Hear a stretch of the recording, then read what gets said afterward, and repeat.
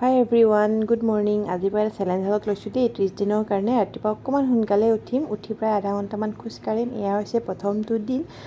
মই বাৰু বেছি সোনকাল নাই উঠা দেই। আৰু এইফালে এয়া খোজকাঢ়ি আছোঁ। এইফালে কুলিৰ মাত শুনিছেনে? বহাগ পালেহি মানে। কিন্তু জুবিন দা অবিহনেতো বহাগটো আধৰুৱাই। তাকে বোলো বাহিৰৰ পৰা খোজকাঢ়ি আহি মেলি এয়া ব্ৰাছ কৰিলোঁ। কৰি পটাপট লাগি গৈছোঁ টিফিন বনাবলৈ।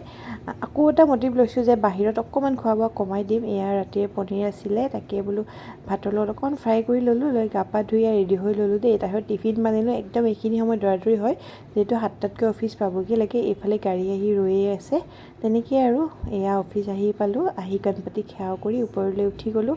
আহিয়ে পূৰা কামত লাগি গৈছোঁ দেই। তেনেকৈ আৰু ভিডিঅ' কৰা নহ'লে। আৰু এতিয়া প্ৰায় 11:30 বাজিলে আৰু বাহিৰৰ পৰিৱেশটো দিছে না, অকণমান ৰ'দ দিছে দেই আজি। এয়া টিফিন খাব লৈছোঁ। তেনেহ'লে এতিয়ালৈ এৰিছোঁ দেই। নেক্সট ভিডিঅ'ত লগ পাই আছোঁ। Bye bye.